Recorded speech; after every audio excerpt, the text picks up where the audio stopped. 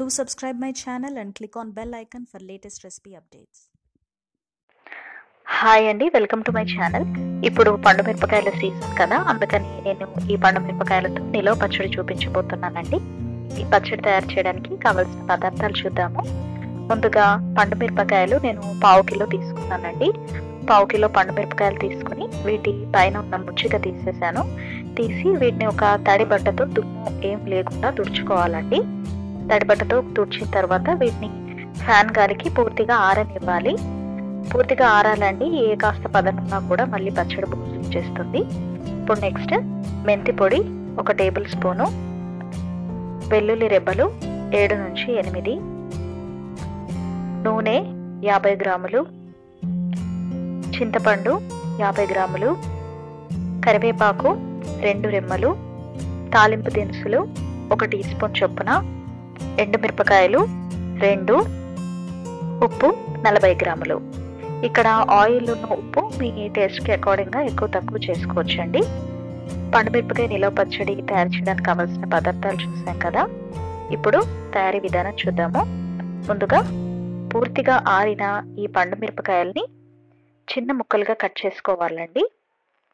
చిన్న ముక్కలుగా ఎందుకు కట్ చేసుకోవడం అంటే మిక్సీలో వేస్తే తొందరగా నలుగుతాయండి. పెద్ద ముక్కలు అయితే నలగడానికి ఎక్కువ టైం పడుతుంది. అలాగే చిన్న ముక్కలుగా కట్ చేసుకోవడం వల్ల గింజ కూడా పూర్తిగా నలుగుతుంది అన్నమాట. సో ఇప్పుడు ఈ పండుమిరపకాయలన్నింటినీ నేను ఈ విధంగా ముక్కలుగా కట్ చేసుకున్నానండి. ఇప్పుడు ఒక మిక్సీ జార్ తీసుకుని అందులో కట్ చేసుకున్న ఈ మిరపకాయ ముక్కలు వేస్తున్నాను.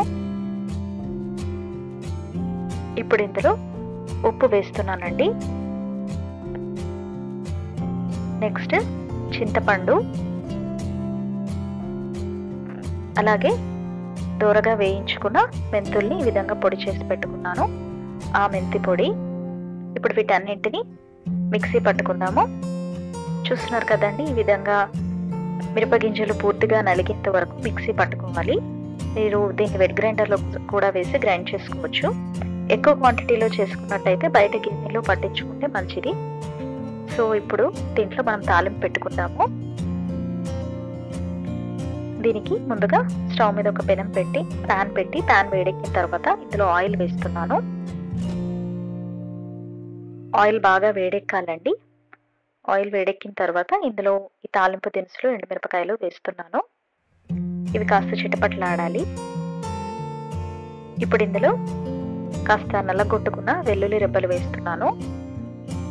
నల్లగొట్టుకోవడం వల్ల ఫ్లేవర్ బాగా వస్తుందండి. అలాగే కరివేపాకు కూడా వేస్తున్నాను. ఇవి కాస్త దూరగా వేగాలి. వేగిన తర్వాత స్టవ్ ఆఫ్ చేస్తున్నాను. ఈ ఆయిల్ మిశ్రమం పూర్తిగా చల్లారాలండి. పూర్తిగా చల్లారిన తర్వాతే మనము ఈ గ్రైండ్ చేసి పెట్టుకున్న పండు మిరపకాయలు వేసి కలపాలి. ఆయిల్ ఏమాత్రం వేడిగా ఉన్నా కూడా పండు మిరపకాయ పచ్చడి కలర్ మారుతుందండి, కాస్త నలుపు వస్తుంది, అలాగే చేదెక్కే ఛాన్స్ కూడా ఉంటుంది. అందుకని ఆయిల్ పూర్తిగా చల్లారిన తర్వాత ఇందులో వేసి దీన్ని బాగా మిక్స్ చేసుకోవాలి. చూస్తున్నారు కదండి, ఇది బాగా మిక్స్ చేసుకున్నాను. ఈ పచ్చడి ఊరడానికి 2 రోజులైనా టైం పడుతుందండి. ఒక 2 రోజుల పాటు దీన్ని పక్క నుంచి అప్పుడప్పుడు కలుపుతూ ఉండాలి. ఒక 2 రోజులైనా టైం పడుతుంది ఊరడానికి. సో దీన్ని ఒక శుభ్రమైన గాజు సీసాలోకి తీసుకుని నిల్వ చేసుకుందాము. ఈ పచ్చడి సంవత్సరం పాటు తాజాగా నిలువ ఉంటుందండి. 1 ఇయర్ అయినా ఏమాత్రం పాడవకుండా ఉంటుంది. చూస్తున్నారు కదా, నేను దీన్ని విధంగా స్టోర్ చేసుకున్నాను. వేడివేడి అన్నంలోకి అలాగే చపాతీలోకి ఈ పచ్చడి చాలా టేస్టీగా ఉంటుందండి. ఇప్పుడు పండుమిరపకాయల సీజన్ కాబట్టి పండుమిరపకాయలు తెచ్చుకుని పచ్చడి చేసుకోండి. మీకు ఈ పచ్చడి నచ్చింది అనుకుంటున్నాను. ఈ రెసిపీ మీకు నచ్చినట్టయితే వీడియో కిందే ఉన్న లైక్ బటన్ని ప్రెస్ చేయండి. అలాగే నా ఛానల్ని సబ్స్క్రైబ్ చేసుకోవాలనుకుంటే ఈ స్క్రీన్ మీద చూపిస్తున్న విధంగా సబ్స్క్రైబ్ చేసుకుని బెల్ ఐకాన్ని లేటెస్ట్ రెసిపీ అప్డేట్స్ కోసము తప్పకుండా క్లిక్ చేయండి. అలాగే మీ వాల్యుబుల్ కమెంట్స్ని వీడియో కిందే ఉన్న కమెంట్ సెక్షన్లో తప్పకుండా పోస్ట్ చేయండి. నేను వెయిట్ చేస్తూ ఉంటాను.